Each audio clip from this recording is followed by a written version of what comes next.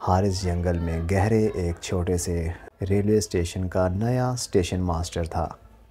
وہ اسٹیشن جہاں مسافر شاذ و نادر ہی نظر آتے تھے، خاص طور پر اندھیرے کے بعد ایک خوفناک خاموشی ہوتی تھی۔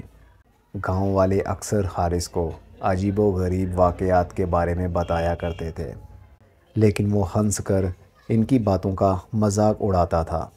وہ جنات بھوت پریتوں پر یقین نہیں رکھتا تھا۔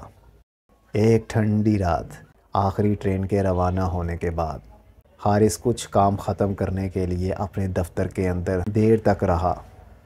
باہر ہوا چل رہی تھی اور اسٹیشن ایک پرانے جہاز کی طرح چیخ رہا تھا۔ آدھی رات کو دفتر کی گھڑی نے ٹک ٹک کرنا بند کر دیا اور یہ 12:15 پر جیم ہو گئی۔ حارث نے جھک کر گھڑی کو تھپ تھپایا، لیکن وہ نہیں چلی، اور تبھی جنگل میں ہلکی سی سیٹی گونجی۔ اس الجھن میں حارث نے اپنی ٹارچ پکڑی اور پلیٹ فارم پر قدم رکھا۔ دھند بہت گھنی تھی، جس کی وجہ سے اسے دیکھنا مشکل ہو رہا تھا۔ اس نے شیڈول چیک کیا، صبح تک کوئی ٹرین نہیں آنی تھی، اور جیسے ہی اس نے پٹریوں پر نظر ڈالی، روشنی کی ایک کرن دھند میں سے نظر آنے لگی۔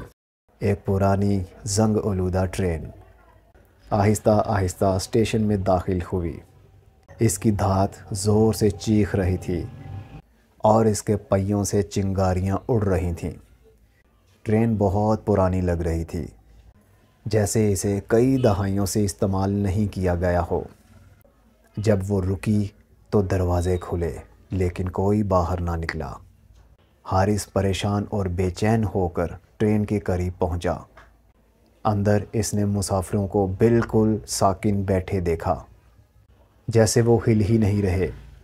ان سب نے پرانے زمانے کے کپڑے پہنے ہوئے تھے اور ان کے چہرے پیلے اور بے تاثیر تھے۔ ان کی نظریں اس کا پیچھا کرتی دکھائی دے رہی تھیں، حالانکہ وہ حرکت نہیں کر رہے تھے۔ حارث نے آواز دی، "وہاں کون ہے؟" اس کی آواز گونجی، مگر کسی نے جواب نہ دیا، اور اچانک اسے اپنے کندھے پر ٹھنڈا ہاتھ محسوس ہوا۔ اس نے گھوم کر دیکھا اور ایک بوڑھے آدمی کو دھول آلود پھٹی ہوئی اسٹیشن ماسٹر کی وردی میں ملبوس دیکھا۔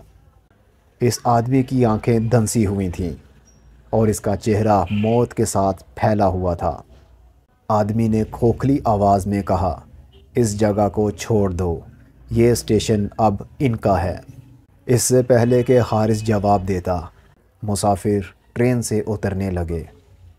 ان کی حرکت کٹ پتلیوں کی طرح بہت دھیمی تھی۔ انہوں نے اسے گھیر لیا۔ عجیب پریشان کن الفاظ جو وہ سمجھ نہیں پا رہا تھا۔ سرگوشیاں تیز سے تیز ہوتی گئیں، یہاں تک کہ چیخوں کی طرح سنائی دینے لگیں۔ گھبرا کر حارث واپس اپنے دفتر کی طرف بھاگا اور دروازہ بند کر دیا۔ روشنیاں ٹمٹما رہی تھیں اور ہوا برفانی ہو گئی تھی۔ باہر کی سرگوشیاں دروازے پر دستک دینے میں بدل گئیں۔ ایک گہری آواز نے کہا، "ہمیں اندر آنے دو، ہمارے ساتھ شامل ہو۔" گھبرا کر حارث نے مدد کے لیے فون کرنے کی کوشش کی، لیکن فون بند تھا۔ اچانک دھڑکنا بند ہو گیا۔ اس نے مڑ کر دیکھا تو بوڑھا آدمی دفتر کے اندر کھڑا تھا۔ اس آدمی نے اس کی طرف اشارہ کیا اور کہا، "اب تم ہم میں سے ہو۔" اگلی صبح گاؤں والوں نے اسٹیشن کو بے حد خاموش پایا۔ حارث چلا گیا اور دفتر گرد و غبار میں ڈھکا ہوا تھا، جیسے برسوں سے وہاں کوئی نہ ہو۔ اس کا سامان اچھوت تھا اور گھڑی پر ابھی بھی 12:15 ہی تھے۔ اب گاؤں والے سب کو خبردار کرتے ہیں کہ وہ رات کو اسٹیشن سے دور رہیں۔